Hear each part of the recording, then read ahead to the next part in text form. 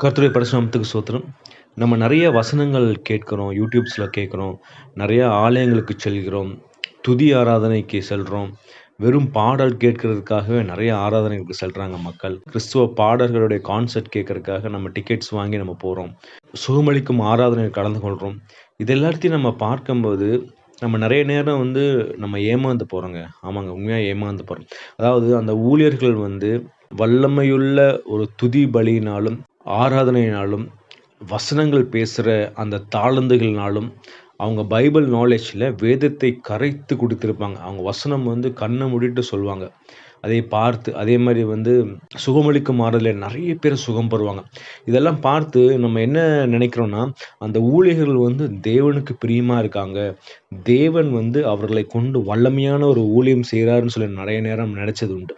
ஆனா உண்மையா நீங்க பார்த்தீங்கன்னா, 90% ஊழியர்கள் என்ன பண்றாங்கன்னா, அந்த ஊழியங்கள் எல்லாம் தேவனுக்கு பிரியமா இருக்கிறதில்ல. ஏன்னா, அந்த ஊழியங்கள்ல முதலாவது பார்த்தீங்கன்னா, தேவனை மகிமைப்படுத்துறத விட, தன் சுயத்தை தான் மகிமைப்படுத்திக் கொண்டே இருக்காங்க. என்னுடைய ஊழியம், நான் நெறைய பேர்த்துக்கு வல்லமையாய் நான் வசனத்த சொல்றேன். என்னுடைய ஆராதனையில நெறைய பேர்த்துக்கு சுகம் கிடைக்குது. நான் பாடல் பாடி வொர்ஷிப் பண்ணா தேவன் மகிழ்ந்து போறார்.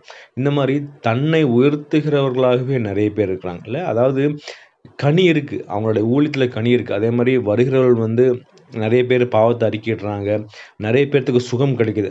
ஆனாலும் உண்மையான ஒரு மாற்றம் அவங்களுடைய வாழ்க்கையில இல்லவே இல்ல. ஏன்னா, அவங்க வாழ்க்கையில நடக்கிறது ஒண்ணா இருக்கிறது. அவங்க வசனம் சொல்றது ஒண்ணா இருக்கு. அதாவது ஒரு மாய்மாலமான வாழ்க்கை. அதாவது விசுவாசிகளுக்கு முன்னாடி ஒரு வாழ்க்கை வாழ்றாங்க. விசுவாசிகளுக்கு பின்னாடி அவங்க குடும்பத்தில வேற ஒரு வாழ்க்கை வாழ்ந்து கொண்டு இருக்கிறாங்க.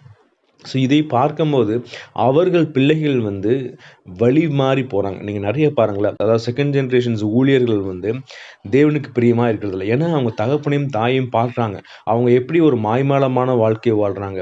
அதாவது புல்பிட்ல ஏறி வசனம் சொல்லும்போது ஒரு வசனம் சொல்றாங்க. அந்த வசனத்தை வீட்ல செய்றதே இல்ல. ஏன்னா, அவங்க ஒரு மாய்மாலத்துக்குள்ள வாழ்ந்து கொண்டிருக்கிறாங்க. அவங்க செய்ற ஊழியம் வல்லமையா இருக்கும். இல்ல அதுதான் என்னன்னா, தேவனிடத்துல கேட்டு அவருடைய சித்தத்தின்படி செய்யும்போது என்ன ஆகும்னா, அந்த ஊழியமும் நல்லாருக்கும். அவரும் தேவனுக்கு பிரியமாய் வாழ முடியும். ஏன்னா, வசனம் அதுதான் நான் சொல்லுது. நீங்க மத்தேயு 7:21 நீங்க வாசிச்சீங்கன்னா, பரலோகத்தில இருக்கிற என் பிதாவின் சித்தத்தின்படி செய்கிறவனே பரலோக ராஜ்யத்தில் பிரவேசிப்பானே அல்லாமல், என்னை நோக்கி கர்த்தாவே, கர்த்தாவே என்று சொல்லுகிறவன் அதில் பிரவேசிப்பதில்லை. கடவுள் என்ன சொல்றாரு? ஊழியம் செய்றீங்க, துதி ஆராதனை செய்றீங்க, நெறைய ஒரு சுகமளிக்கிற ஆராதனைலாம் செய்றீங்க. ஆனாலும் தேவனுக்கு பிரியமாய் நீங்க அத செய்றீங்களா?